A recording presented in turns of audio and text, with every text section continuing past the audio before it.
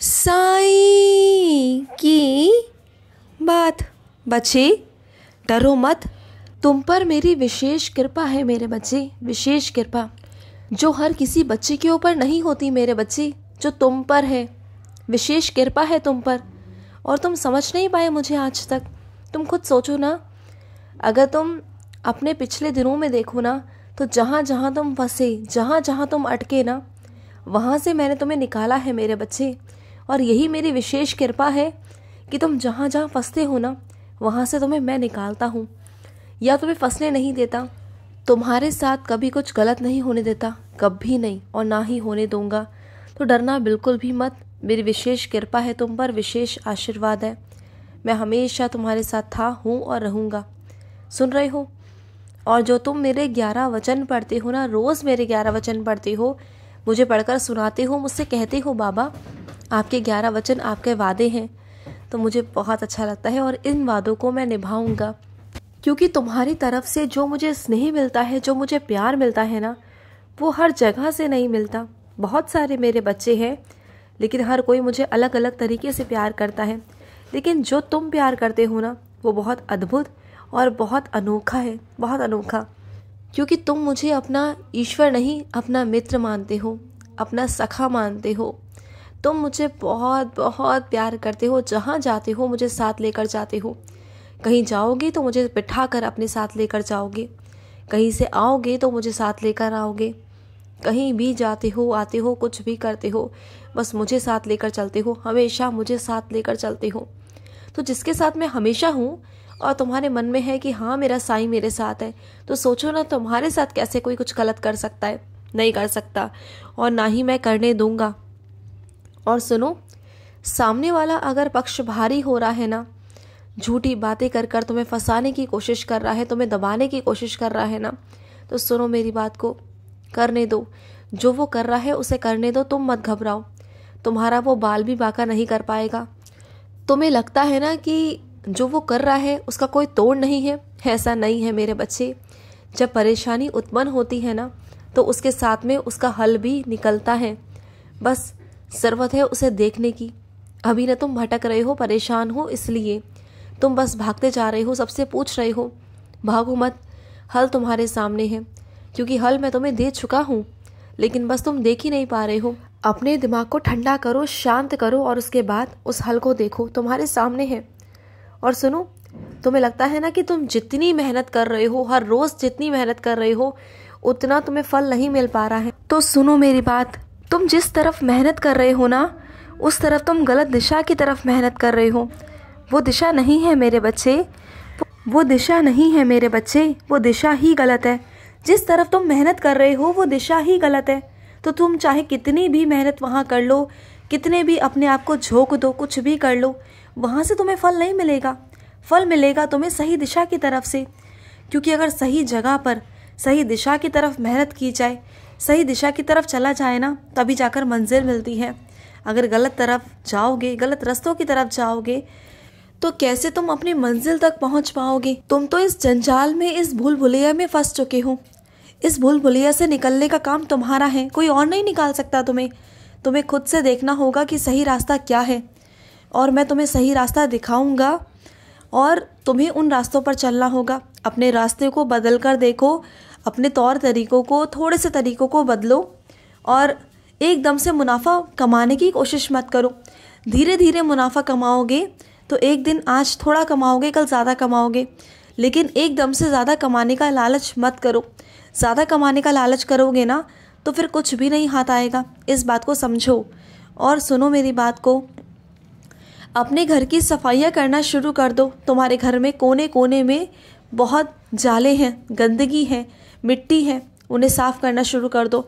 जानते हो ना कि दिवाली कितनी पास आ गई है, और अगर तुमसे नहीं हो पा रहा तो किसी को बुलाओ, लेकिन सफाई करवाना बहुत ज़रूरी है मेरे बच्चे। तुम्हारे घर के पर्दे भी पिछली दिवाली पर नहीं उतरे थे, तुम्हें याद आया? पिछली दिवाली पर भी तुम नहीं कर पाए थे किसी कारण, लेकिन इस बार अपने घर के पर्दों को भी धुलवाओ, अपने घर की अच्छे से सफाई करवाओ, अपने घर का रंग रोगन करवाओ। घर का रंग रोगन भी कराना बहुत ज़रूरी है मेरे बच्चे, क्योंकि घर में चमक तभी आती है जब घर का रंग रोगन होता है मेरे बच्चे।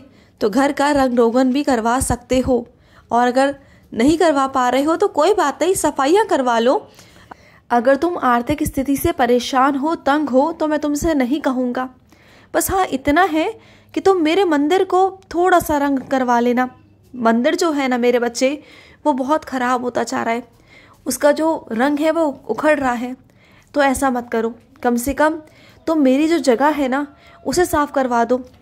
और सुनो मेरी बात, तुम इतने सीधे हो ना मेरे बच्चे कि तुम देख ही नहीं पाते हो कि तुम जिससे जो बात कर रहे हो क्या वो सही इंसान है, क्या तुम सही इंसान को अपनी बातें कह रहे हो। कम से कम देख तो लिया करो कि जिसे तुम कुछ कह रहे हो क्या वो सच में लायक है तुम्हारी बातों के, क्या वो छुपा कर दबा कर तुम्हारी बातों को रख सकता है अपने तक, क्या वो तुम्हारी बातों को आगे नहीं करेगा।